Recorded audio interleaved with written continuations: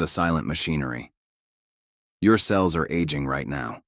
Not in the dramatic, visible way that Hollywood sells, no sudden transformation, no mirror shock, but in the quiet molecular language your body speaks every moment you're alive. At 40, you've crossed a threshold that your mitochondria felt before your mind did. The energy that once came without asking now requires negotiation. Recovery from a workout takes longer. Your afternoon cognition drifts. These aren't signs of decline. They're signals that the machinery running beneath your skin has shifted into a different operational mode. Most people interpret these signals as inevitable. They've been taught that aging is something that happens to them, a process as unstoppable as rusting metal or a battery losing charge. But this premise is wrong. Not naive, not oversimplified, fundamentally wrong. What you're experiencing after 40 isn't fate. It's a metabolic choice made 3 times a day. Every meal, every fasting window, every moment you spend eating or not eating is a signal to your cells about whether they should invest in growth or maintenance, in expansion or repair. The human body doesn't operate on willpower or conscious intent. It operates on signals. Your cells are constantly reading environmental cues, the availability of nutrients, the presence or absence of energy, the chemical whispers of hormones and metabolic molecules. These signals are filtered through 4 ancient pathways that have been sculpted by millions of years of evolution to decide whether your body should age rapidly or slowly. These pathways have names that sound technical, but represent something profoundly simple. mTOR, AMPK, IGF-1, and sirtuins. They are the dials on your body's aging machine, and you have more control over them than you've ever been told. This isn't the mythology of anti-aging supplements or the false promise of miracle hacks. This is measurable, reproducible cellular biology.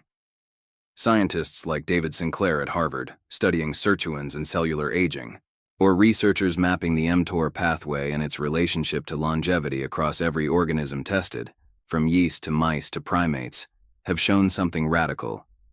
Lifespan isn't fixed. It's negotiable. The length of your health span, the years you spend in a body that actually works, depends on whether you're speaking your cell's language or fighting against it. The feeling you have at 40, the shift in energy, the change in recovery, the subtle cognitive fog, this is your body adapting to how you've been feeding it.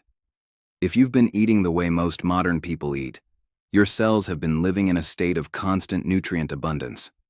Your growth pathways never rest. Your maintenance systems never activate.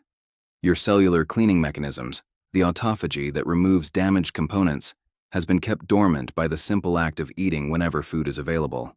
Your cells have been told, repeatedly and without interruption, there is plenty. Grow, consume.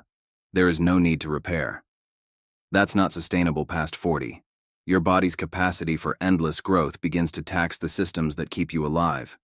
The very pathways that built you efficiently in your 20s become the pathways that age you in your 40s and beyond. But here's what changes everything. Your cells are listening. They will respond to a different signal if you send it. They will activate repair systems if you create scarcity. They will shift from growth mode to maintenance mode if you speak the language they understand. And that language is built on timing and spacing, not deprivation or discipline. Over the next sections, we're going to map these 4 pathways in detail. We'll show you exactly what mTOR does when it's overactive and how to calm it down. We'll explain how AMPK wakes up only when your cells sense energy scarcity and what happens to your metabolism when it does.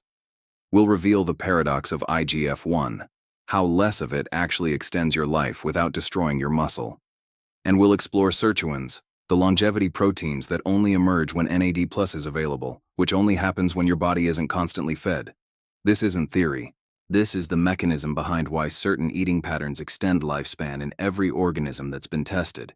And by the time you finish understanding these pathways, you'll see your own body, past 40, not as something declining, but as something ready to be optimized. Before we continue, subscribe to the channel and tell us in the comments where you are watching from. Let's explore this together. Your cells are listening to a story that science has only recently learned to read. Before we can speak their language, we need to understand the grammar, the ancient biological rules that determine whether your body invests in growth or repair, whether it ages rapidly or slowly, whether the years ahead feel like decline or resilience. The history of aging research is the history of scientists asking a deceptively simple question: what makes things old? For centuries, aging was treated as a mystery, wrapped in fatalism. It simply happened. But in the last 2 decades, the lens shifted. Researchers like Shinya Yamanaka revolutionized our understanding by proving that cellular age isn't written in stone. It's a program that can be reset. His work on reprogramming adult cells back to a youth-like state showed that aging is encoded in gene expression patterns, not in the passage of time itself. Around the same time, scientists studying organisms from yeast to worms to mice discovered something even more striking. When you restrict calories, these creatures live longer. Not slightly longer, substantially longer. The effect was consistent, reproducible, and profound. But the mystery remained. Why? The answer emerged through the discovery of nutrient-sensing pathways. Your cells have ancient machinery, biological sensors that detect whether nutrients are abundant or scarce. These sensors don't think, they react. They read the chemical environment and activate ancient survival programs forged over millions of years of evolution. When food is plentiful, they say, grow. When food is scarce, they say, survive and repair.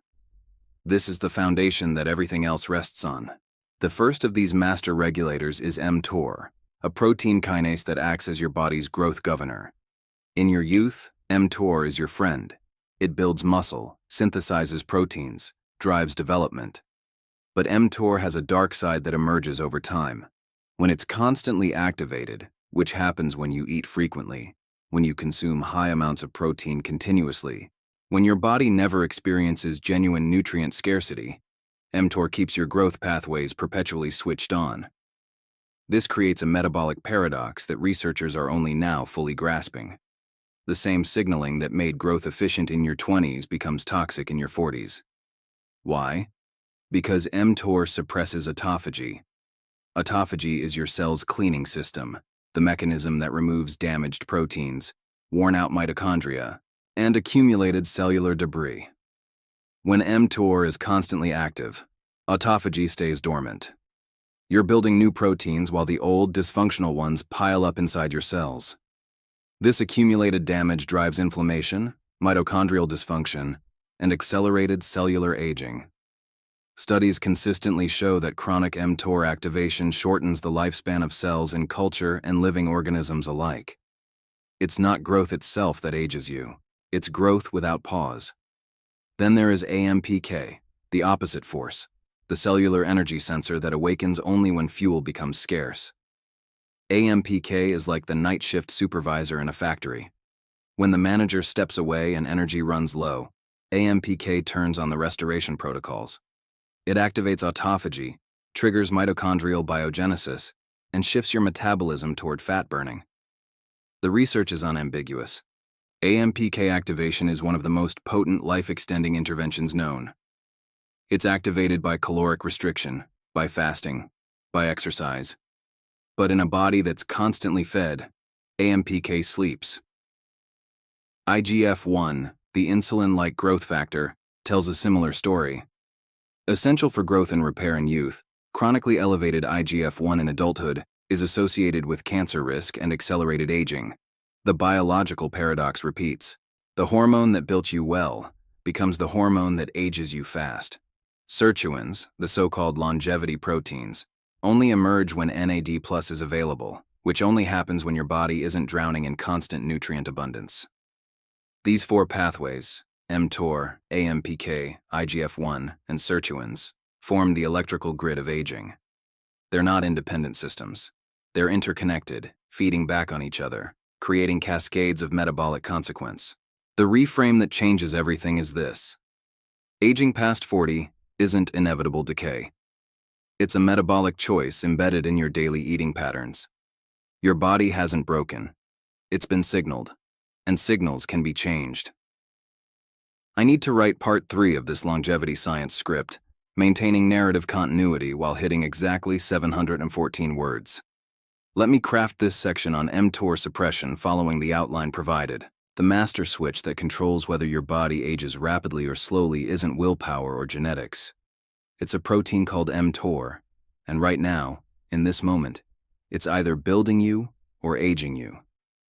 Understanding what mTOR actually does, and more importantly, what happens when it never stops doing it, is where the precision of longevity science becomes visceral and personal. mTOR is a kinase, an enzyme that phosphorylates other proteins and triggers cascades of cellular activity. Its primary job is to sense nutrient availability and coordinate growth accordingly. When amino acids flood into your bloodstream, mTOR activates. It says to your cells, build muscle, synthesize proteins, grow. This is essential in childhood and adolescence. It's the reason you grew taller, stronger, more coordinated. But mTOR does something else too. Something that becomes catastrophic when it never rests. It suppresses autophagy. It tells your cells to stop cleaning house, to stop removing the accumulated damage, to stop recycling the old and dysfunctional components. In youth, this trade-off makes sense. You're building more than you're accumulating damage. But after 40, the equation inverts. The research here is unambiguous. Scientists studying fibroblasts, the cells that make up connective tissue, found that chronic mTOR activation dramatically reduces their replicative lifespan. These cells can only divide a finite number of times before they senesce. When mTOR is constantly active, they hit that limit faster. The same pattern appears in neurons. In mice, in yeast, in every model organism where this has been tested, chronic mTOR signaling shortens lifespan. It's not a correlation that might disappear under scrutiny. It's a mechanism. Overactive mTOR creates chronic inflammation. It impairs mitochondrial function. It accumulates the very cellular damage that aging is built from. Now consider how you eat. Most modern eating patterns keep mTOR perpetually activated. You have breakfast with eggs and Greek yogurt. 3 hours later, a snack with almonds or a protein bar. Lunch with chicken. An afternoon coffee with a pastry. Dinner with fish and vegetables. Throughout the entire day, amino acids, particularly leucine, the most potent mTOR activator, are continuously available in your bloodstream. Your mTOR pathway never rests. Your growth signaling never switches to maintenance mode. Your autophagy never fully activates. You're living in a state of perpetual growth signaling in a body that no longer needs to grow.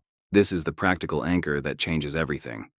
Eating less frequently, not necessarily eating less food, is the primary lever for mTOR suppression. When you extend the fasting window between meals, mTOR phosphorylation drops. Autophagy begins to activate. Your cells shift from a growth posture to a maintenance and repair posture. The research on caloric restriction consistently shows that reducing mTOR activation is one of the mechanisms by which it extends lifespan. But here's the nuance that most people miss. You don't need to eat less total food. You need to eat it in a different temporal pattern. This is where protein timing becomes crucial. Leucine, a branched-chain amino acid, is perhaps the most potent mTOR activator. When you consume a large amount of protein continuously throughout the day, spreading it evenly across meals in the modern nutrition paradigm, you're maintaining constant leucine availability. Your mTOR never gets a break. But if you compress your protein intake into defined feeding windows, creating long periods where amino acid availability is low, you flip the switch. During these fasting windows, leucine drops. mTOR phosphorylation declines. AMPK begins to wake up. Autophagy activates. The insulin response matters too. Each time you eat, insulin rises. Insulin is an anabolic signal. It amplifies mTOR's message. When you eat frequently, insulin spikes repeatedly throughout the day, keeping mTOR in a constant state of activation. When you compress eating into shorter windows, insulin spikes are fewer and more concentrated. Between meals, during fasting, insulin falls. mTOR downregulates. The cellular environment shifts. This is not deprivation. You're not starving yourself. You're creating rhythm, alternating periods of nutrient abundance with periods of nutrient scarcity. Your cells have ancient machinery designed to thrive in this pattern. For most of human evolutionary history, food wasn't continuously available. Feast and famine were the rhythm of existence. Your cells adapted. They developed the capacity to switch modes, to activate repair systems when food was scarce, to rebuild when it was abundant. Modern continuous feeding has broken that switch. Caloric optimization, built on understanding mTOR, is simply learning to turn it back on. AMPK is the cellular energy sensor, a protein kinase that awakens only when your cells are hungry. It activates in response to a rising AMP to ATP ratio, which simply means more energy has been spent than is currently available. When your body burns through its readily accessible fuel, glucose in the bloodstream, glycogen in the muscles and liver, and hasn't immediately received more food, the energy charge of your cells drops. ATP becomes scarce relative to the depleted nucleotides left behind. This is the signal. This is when AMPK turns on. What happens next is where the magic of metabolic flexibility lives. Activated AMPK is a master switch for survival and adaptation. It triggers mitochondrial biogenesis, the creation of new mitochondria. It induces autophagy, the cellular cleanup process that removes damaged organelles and proteins. It shifts your metabolism away from carbohydrate dependence toward fat oxidation. It increases NAD+ synthesis, which is the fuel that sirtuins need to activate. It restores insulin sensitivity by reducing intramuscular lipid accumulation. Every one of these adaptations is anti-aging. Every one is protective. Every one is impossible if AMPK never wakes up.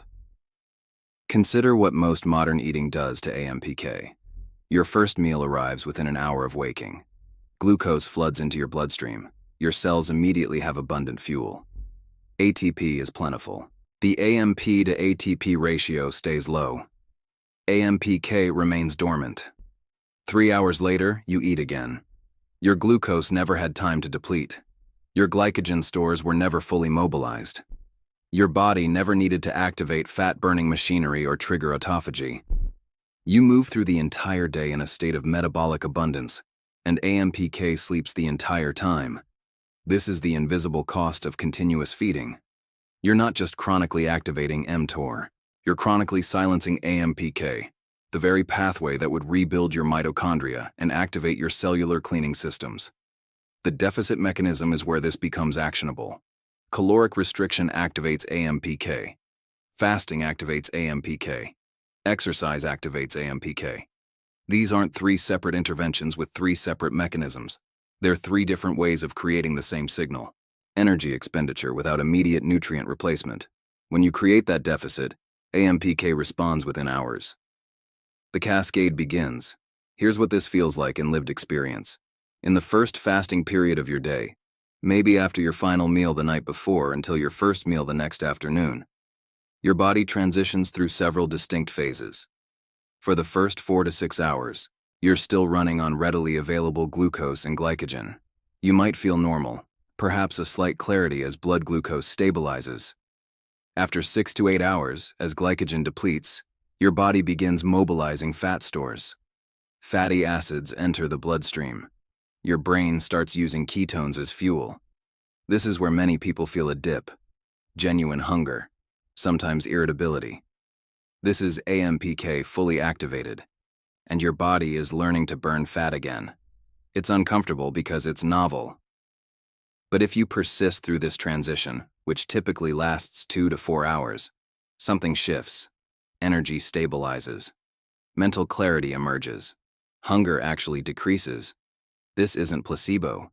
This is your metabolism shifting to fat oxidation, which is a more stable fuel source than glucose cycling. The real outcome of regular AMPK activation is metabolic flexibility, the capacity to switch between glucose and fat burning without the energy crashes that glucose-dependent people experience. A person living on continuous carbohydrate intake becomes dependent on frequent glucose replenishment. Their blood sugar swings create energy dips and cravings. Their body has never been metabolically stressed enough to upregulate fat-burning enzymes or mitochondrial capacity. A person who regularly fasts, who creates intentional energy deficits, develops genuine metabolic flexibility. They can comfortably go 8, 10, or 14 hours without food, because their AMPK-activated mitochondria can sustain them on internal fuel. They don't experience the desperate hunger of someone whose body has forgotten how to mobilize fat. After 40, this becomes profound. Your mitochondrial count naturally declines. Your metabolic flexibility naturally decreases. Your AMPK baseline naturally drops. Caloric optimization isn't creating something new, it's recovering what you've lost. Every fasting window, every intentional energy deficit, every moment of metabolic stress is a signal that says, rebuild the machinery. Your cells listen. AMPK activates. Mitochondria multiply. Autophagy cleans. And your body, for the first time in years, remembers how to sustain itself on its own resources. The paradox of aging is that it masquerades as inevitability. You cross 40, and assumed decline is written into your cells. That energy dips and recovery slowdowns are simply the price of accumulated years. But the science reveals something far more precise. Aging is a metabolic choice, made manifest through 4 interlocking pathways that respond directly to how and when you eat. You've already learned how mTOR governs growth and how AMPK awakens repair. Now comes the mechanism that sits at the intersection of both. The regulation of IGF-1 and the activation of sirtuins, the silent guardians that determine whether your cells prioritize expansion or longevity. IGF-1, insulin-like growth factor 1, is a hormone that mediates most of growth hormones' effects on tissue repair, muscle protein synthesis, and bone density. In youth, IGF-1 is essential. It drives the recovery that makes training productive, the healing that turns injury into adaptation, the growth that builds capacity. But here is where the paradox deepens. Chronically elevated IGF-1 is one of the most consistent correlates of accelerated aging and cancer risk in human populations. Studies from the blue zone regions, places where people routinely live past 90 in good health, show that the longest-lived individuals have lower circulating IGF-1 than their peers. The mechanism isn't mysterious. Constant IGF-1 elevation means constant growth signaling, which means constant cell division, which means more opportunities for mutation and malignant transformation. It also means mTOR stays chronically activated, the very state you're trying to escape. The conventional assumption is that lowering IGF-1 requires losing muscle, becoming frail, accepting the weakness of aging. This is where caloric optimization reveals its elegance. You can lower circulating IGF-1 while preserving or even building muscle, but it requires understanding the timing of amino acid delivery. When you eat protein continuously throughout the day, your body maintains constant amino acid availability, which continuously stimulates mTOR and maintains elevated IGF-1. When you concentrate protein intake into specific meals within a compressed eating window, you create periods of amino acid abundance followed by periods of amino acid scarcity. During the abundance phase, mTOR activates and muscle protein synthesis occurs. During the scarcity phase, IGF-1 drops, but the muscle you built during the synthesis window is preserved because your body recognizes it as essential. This is amino acid timing as longevity tool. Not less protein, but protein delivered in rhythm rather than stream. The activation of sirtuins is where this pathway intersects with everything else you've learned. Sirtuins are a family of NAD-dependent deacetylases, enzymes that only function when NAD+ is available. They are, quite literally, sensors of cellular energy and metabolic stress. There are 7 sirtuins in human cells, but 3 are critical for longevity. Sirtuin 1 lives in the nucleus and regulates gene expression and stress resistance. Sirtuin 3 lives in the mitochondria and governs energy metabolism and oxidative stress protection. Sirtuin 6 is the longevity protein, controlling metabolic switching and DNA repair. None of them activate in a state of metabolic abundance.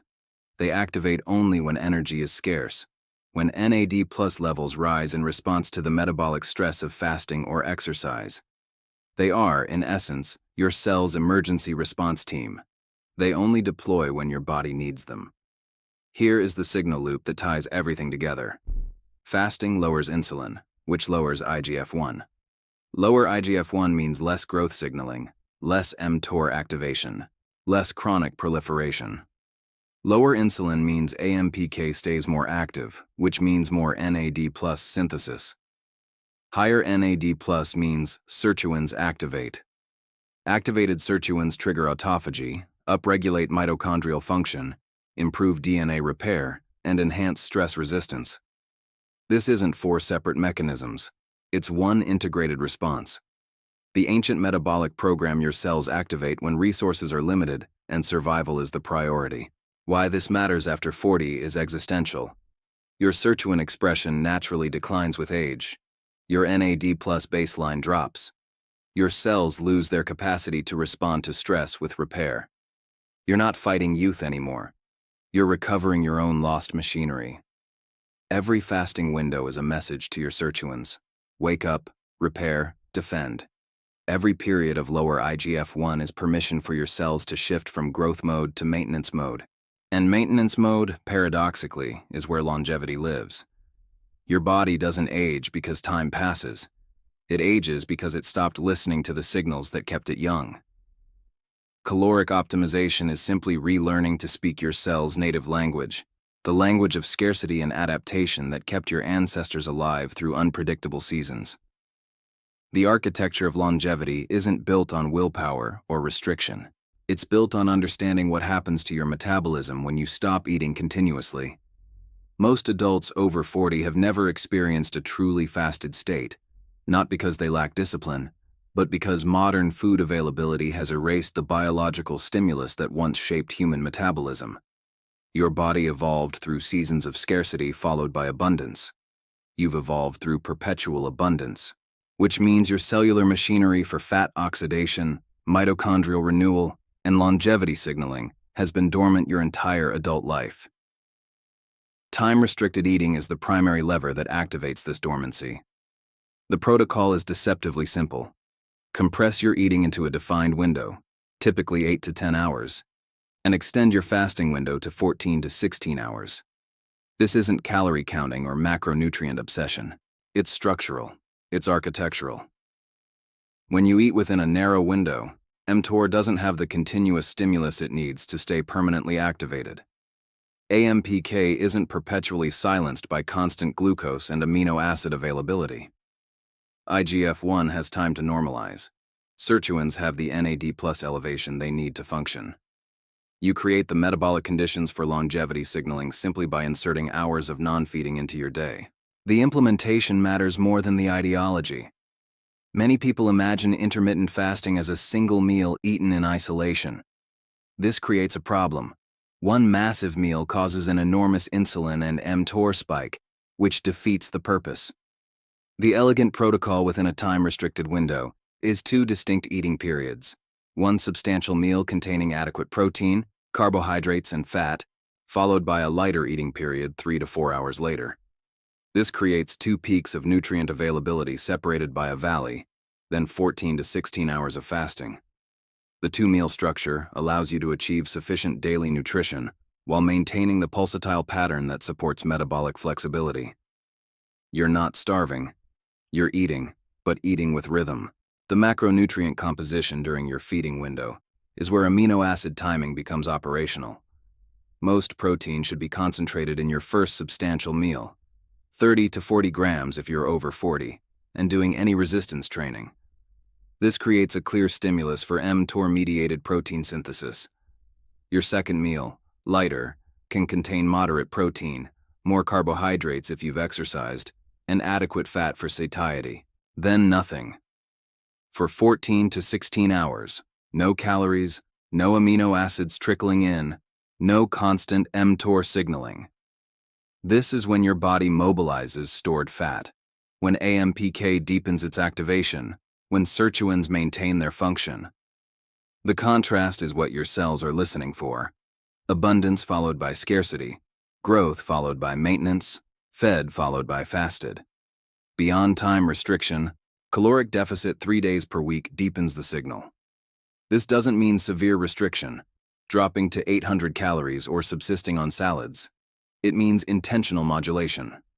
On 3 non-consecutive days, eat 20 to 30% fewer calories than your baseline while maintaining the same meal timing and macronutrient quality. Monday might be a full eating window at maintenance calories. Tuesday, Wednesday, Thursday are at baseline. Friday is a slight deficit. Saturday and Sunday return to baseline. This weekly pattern creates metabolic variability. Your body never fully adapts to scarcity. The sirtuins stay responsive. AMPK activation remains potent. Circulating IGF-1 stays lower than in someone eating in surplus daily. You're not creating starvation. You're creating what researchers call metabolic heterogeneity, the opposite of the metabolic monotony that characterizes modern eating.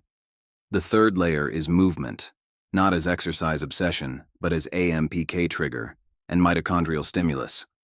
Low-intensity daily activity, walking, light cycling, basic movement, activates AMPK through gentle and sustained energy expenditure. One weekly resistance session preserves muscle mass and creates the protein synthesis stimulus that keeps you from atrophying during the fasting and deficit phases. You don't need extreme training. You need consistency. Your AMPK baseline responds to regular, moderate metabolic stress far more than to occasional intense effort. After 40, consistency beats intensity. What's crucial to understand is that this protocol works because it respects the biology you're trying to influence, not despite discomfort. The hunger you feel during fasting windows typically peaks around hour 12, then diminishes. The mental clarity that emerges during extended fasting maps directly to elevated ketone bodies and sirtuin activation. The stable energy you experience throughout the day reflects genuine metabolic flexibility, your mitochondria actually mobilizing fat. These aren't side effects or pleasant bonuses. They're signals that the pathways are responding. Your body isn't fighting this protocol. Your body is speaking back. The prescription for longevity after 40 isn't complex, but it demands clarity.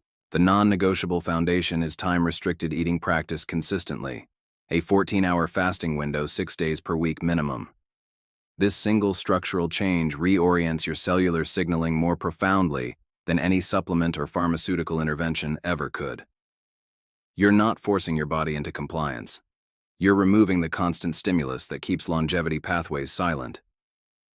When you extend your fasting window, you automatically compress mTOR activation into discrete periods. You force AMPK to activate. You allow sirtuins to function. The biology does the work. You simply stop interrupting it. Layer 1 upon this foundation. Intentional caloric deficit 3 days per week. Non-consecutive, moderate in magnitude. Not severe restriction that triggers muscle loss or hormonal disruption, but deliberate 20 to 30% reduction below your baseline caloric expenditure. Tuesday might be a deficit day, Thursday another. Saturday returns to maintenance. This creates metabolic variability that keeps your adaptive machinery responsive. Your body never fully habituates to scarcity. The signaling pathways remain potent. Circulating IGF-1 stays lower than in someone eating in perpetual surplus. You're training your mitochondria to remain flexible, to mobilize stored energy, to prioritize maintenance over constant growth. Layer 2 is protein distribution during your feeding window, timed with precision. Concentrate 30 to 40 grams of protein in your first substantial meal, the one that breaks your overnight fast. This creates a clear stimulus for mTOR-mediated protein synthesis, without the continuous drip feed of amino acids that chronically activates the pathway. Your second meal, consumed 3 to 4 hours later, contains moderate protein, sufficient for satiety and sustained amino acid availability, but not enough to perpetually elevate mTOR signaling. Then, 14 to 16 hours of nothing. No snacking, no constant feeding, no amino acids trickling in throughout the evening. This pulsatile pattern is what your cells evolved to recognize. Growth followed by maintenance, fed followed by fasted, anabolic followed by catabolic. Layer 3 is movement, not as extreme training, but as consistent metabolic stimulus. Daily low-intensity activity, walking, gentle cycling, basic movement, activates AMPK through sustained but moderate energy expenditure. One resistance session weekly preserves muscle mass and creates the mechanical tension that signals your body to maintain lean tissue even during deficit phases. You don't need to chase performance metrics or train for competitions. You need consistency and rhythm. AMPK responds more robustly to regular moderate stimulus than to occasional intense effort. After 40, this pattern beats the intensity-focused approach that dominates fitness culture. Why this works after 40 is biological reality. Your natural sirtuin expression has declined. Your baseline NAD+ has dropped. Your cells have lost some capacity to repair themselves under metabolic stress, but they haven't lost it entirely. The pathways remain functional. They've simply been inactive. Caloric optimization is recovery, not enhancement. You're not trying to build something new. You're reawakening what time and constant feeding have silenced. Every fasting window is a conversation with your sirtuins. Every deficit day is permission for your cells to activate autophagy, to clean out damaged mitochondria, to rebuild from the inside. Every protein pulse is a stimulus without the chronic signal. Your body listens. The truth that wellness culture refuses to acknowledge is that longevity is unglamorous. It's not transformation. It's not the dramatic before and after narrative that drives engagement and sales. Longevity is permission to feel stable in a body that works consistently. It's the opposite of scarcity, not a restriction that dominates your psychology, but a structure that disappears into routine. You don't think about fasting windows after a few months. You don't obsess over macronutrients. You eat purposefully during your window, you move consistently, and you let the biology respond. The closing truth is this: your cells are listening to every meal timing choice you make. They're keeping score of every continuous feeding pattern, every missed fasting window, every period of metabolic monotony. They will answer your repeated choices with either decline or resilience. Not because you forced them through willpower, not because you followed a formula, but because you learned to speak their native language, the language of scarcity and adaptation that shaped human metabolism across millennia. After 40, this conversation becomes the most important one you'll have with your own body. The mechanisms are clear. The protocols are simple. The only question remaining is whether you'll listen when your cells finally speak back.